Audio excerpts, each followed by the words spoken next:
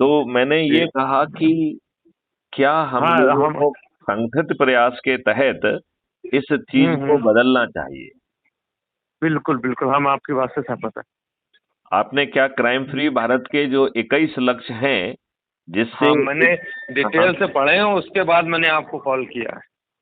बहुत सुंदर, बहुत सुंदर, बहुत सुंदर, बहुत सुंदर। क्योंकि एक, जब तक आपको किसी भी विषय की जानकारी ना हो, जी, तो मुझे नहीं लगता उस संबंध में चर्चा पर चर्चा आप सार्थक रूप से कर सकते बहुत सुंदर बात कह रहे हैं।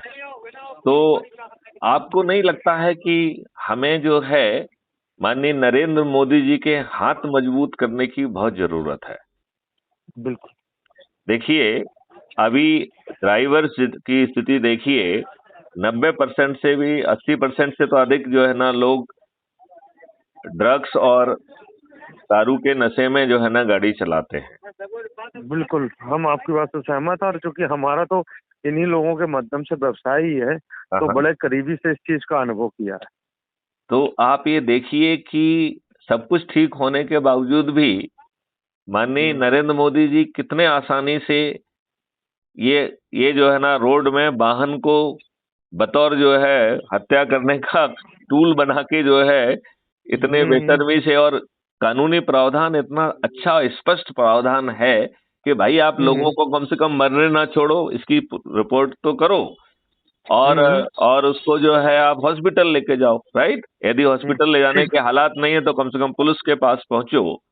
तो ठीक आपको नहीं बात है। लगता है कि सही काम में भी इतना दबाव हम्म। गलत लोग बना देते हैं कि जब तक जो बिल्कुल है ठीक। हम लोगों को हम्म। जोड़कर वो शक्ति साथ में पैदा ना करें, जिससे कि हम्म। हम जो है माननीय नरेंद्र मोदी जी के हाथ स्ट्रांग कर सकें। और यदि माननीय नरेंद्र मोदी जी 21 लक्ष्यों को जमीन पर उतारने के लिए 21 टास्क फोर्स बना देते हैं, तो हम हम्म। लोग जो है छत पर चढ़कर माननीय नरेंद्र मोदी जी को पूरी 303 की बजाय 543 सीट जिताएंगे। हम्म। और यदि ठीक माननीय बात है। नरेंद्र मोदी जी किसी भी कारण से, चाहे दबाव की राजनीति के कारण या अन्य व्यवस्थाओं के कारण, यदि ऐसा नहीं करते हैं, तो हमें फिर चंद्रगुप्तों के माध्यम से इस नई व्यवस्था को जमीन पे उतारना चाहिए। उनको सामूहिक प्रयास से, सामूहिक और संगठित प्रयास से हाँ, यह मतलब मैं जरूर फलीभूत होगा। बिल्कुल, मेरा इसमें मानना ये भी है कि यदि माननीय नरेंद्र मोदी जी किसी कारण से दबाव में नहीं आते हैं, तो फिर जो है हमें माननीय नरेंद्र मोदी जी को दबाव में भी लाने का जो है ना ये विकल्प के बतौर यूज करना चाहिए। अन्यथा चंद्रगुप्तों को ही जो है ना विजयी बनाकर इस पूरी व्यवस्था को बदल देना चाहिए। और हम आपको पहली प्रार्थना जो है माननीय नरेंद्र मोदी जी से ही करना चाहिए, वो हमारे वोट से चुने हुए व्यक्ति हैं और उन्हें ऐसा करना चाहिए। आप कैसा महसूस करते हैं? बिल्कुल ठीक बात है। हम बिल्कुल, और इस व्यवस्था परिवर्तन में एक जनक्रांति का माहौल बनाना और एक जनक्रांति का स्तर खड़ा करना एक समाज में बहुत जरूरी है। क्या आपने वो चीज पढ़ी है कि इसके माध्यम से हम किसानों की आमदनी 5 गुना कर पाएंगे और सभी लोगों हम्म। को व्यवसाय जो है एम्प्लॉयमेंट देते हुए गारंटी के साथ उसकी हम्म। आमदनी जो है 2029 तक जो है 1 लाख रुपए प्रति परिवार कर पाएंगे। सबसे सबसे दयनीय स्थिति वाले परिवार की मैं बात कर रहा हूं, जिसके बिल्कुल, पास मैंने ना पढ़ा है, मैंने पढ़ा है। ना शिक्षा मैंने है ना पढ़ा है। हुनर है। हाँ जी, जी, जी। बिल्कुल मैंने पढ़ा है आपकी बात, और ये मैंने पढ़ के उसको समझा दिया है।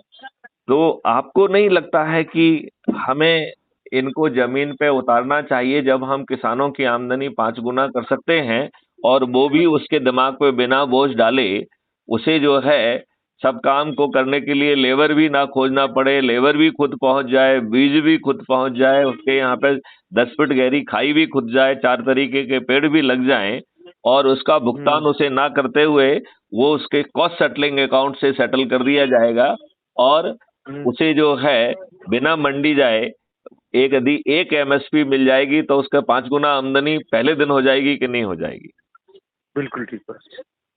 तो इसमें क्या आप शपथकृत होकर अपने से हम्म। जुड़े लोगों को जोड़ने का काम कर सकते हैं? और मैं आपकी प्रोफाइल से ये बात समझ रहा हूं कि आप निश्चित हम्म। तौर पर डरे हुए तो नहीं हैं, हम्म। क्योंकि इसमें 2 तरीके के लोगों को देखा गया है। एक वो हम्म। जो कि डरे सहमे घबराए सताए उत्पीड़ित हैं, वर्तमान व्यवस्था में कोई सुनवाई नहीं है और वो चारों तरफ से इतने दुखी और पीड़ित हो चुके हैं कि उन्हें लगता है कि आज जो उनकी स्थिति है, जो पारिवारिक दायित्व हैं, उसमें वो पर्दे के आगे नहीं आ सकते हैं। लिहाजा पर्दे के पीछे रहकर यदि वो सदस्य शपथ लेते हैं और अपने ही परिवार के लोगों को, अपने ही रिश्तेदारों को, अपने ही मित्रों को, अपने ही पड़ोसियों को, अपने आसपास के युवा साथियों को और वरिष्ठ नागरिकों को और जिन संस्थाओं से भी वो जुड़े हुए हैं, उनके लोगों को जोड़ते हुए यदि 10 लोगों के मान से हम शपथकृत करते हुए 9 दिन में यदि 90 लोगों को जोड़ने का संकल्प लेते हैं और ईमानदारी से प्रयास करते हैं, क्यों? क्योंकि 90% लोगों को किसी को नहीं जोड़ना है, केवल 9 करोड़ लोगों को ही 10 को जोड़ना है, केवल 90 लाख लोगों को ही 20 लोगों को जोड़ना है, केवल 9 लाख लोगों को 30 को, केवल 90,000 लोगों को 40 को, 9,000 लोगों को 50 लोगों को और 900 लोगों को 60 लोगों को और 90 लोगों को जो है ना 70 लोगों को और 9 लोगों को 80 लोगों को और एक व्यक्ति मैथिली शरण गुप्त को 90 लोगों को जोड़ना है। तो इतने महालक्ष्य के लिए क्या ये कठिन है? नहीं, हमें लगता है प्रयास करें तो बिल्कुल शीघ्रता से इसका हम लोग आसानी से इसको लक्ष्य को भी पा सकते हैं और समाज में एक मैसेज भी जा सकता है। मैसेज भी जा सकता है और हम छत चढ़कर, थाली बजाकर, दीपक जलाकर इन 21 लक्ष्यों के लिए माननीय नरेंद्र मोदी जी से प्रार्थना करते हैं कि 21 टास्क फोर्स बनाएं और मैं उनको गाइड करने के लिए तैयार हूं। और मैं ये भी कहना चाहता हूं इसमें कि इसमें धन की व्यवस्था आड़े नहीं आएगी।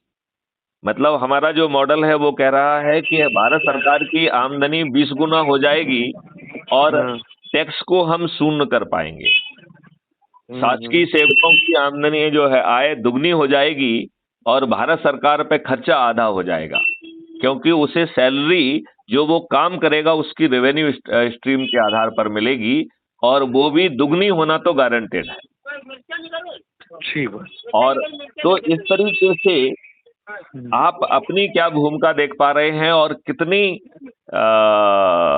डेडिकेशन के साथ आप इसमें जुड़कर जिन लोगों को आप जानते हैं और जो ऐसे हैं कि ये संदेश जो है माननीय नरेंद्र मोदी जी के पास और आदित्यनाथ योगी जी के पास, अमित शाह जी के पास पहुंचा सकते हैं, उनको जो है ना पहचान के उनके माध्यम से सीधे जो है ना माननीय नरेंद्र मोदी जी को जाए, उनको प्रेजेंटेशन भी दिया जाए और ये 21 टास्क फोर्स बिना विलंब के यदि जमीन पे उतार देते हैं तो 2-3-4 महीने में ही उसका एक अंकुरित रूप दिखने को दिखाई देने लग जाएगा। हम एडवांस में ये घोषणा कर पाएंगे कि हम टैक्स को जो है जीरो करने वाले हैं। 2025 में हम इसे 50% कर देंगे, 2026 में इसे 25% कर देंगे, 2027 में 10%, 2028 में 5% और 2029 में पूरा देश जो है सभी तरीके के टैक्सेस से फ्री हो जाएगा और भारत सरकार के पास 20 गुना ज्यादा पैसा होगा।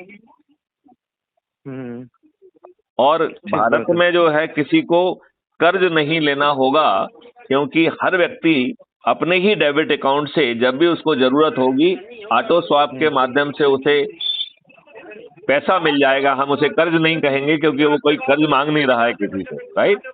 और जब उसके अर्निंग अकाउंट में पैसा आएगा तो आसान किस्तों में पड़ जाएगा। तो निखिल जी, ऐसे अद्भुत भारत को जमीन पे उतारने के लिए आपकी क्या सहभागिता हो सकती है? इसमें प्रयास किया जा सकता है और थोड़ा विचार करने के बाद कि हम किन क्षेत्रों में और कहाँ कहाँ काम कर सकते हैं। क्या इसमें आप जो है वहाँ के प्राइम मूवर जो आपसे ही संगठन से जुड़े लोग हैं, उनमें क्राइम फ्री भारत का उनको पद दे दिया जाए, जिससे वो ढूंढ ढूंढ के लोगों को जो है ना आगे बढ़ाने में काम करें और उन चंद्रगुप्तों को भी खोजें जो कि संगोष्ठियां करके लोगों तक संदेश पहुंचाएं और उन्हें जोड़ें।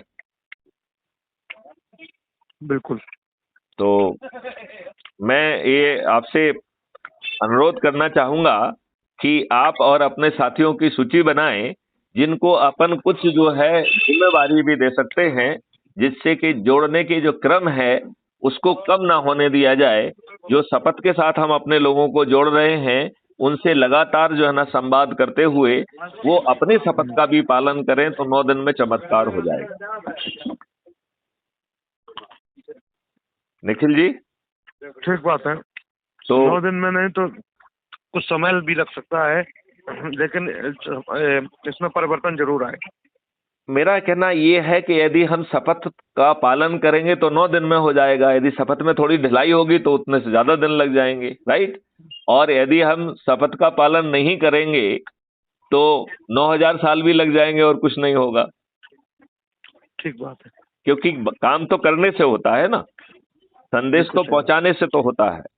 और सबसे बड़ी बात है कि इसमें धन की बाधा नहीं बनेगा, क्योंकि क्राइम फ्री भारत ने एक भारत विकास निधि का एक कॉन्सेप्ट है साथ में।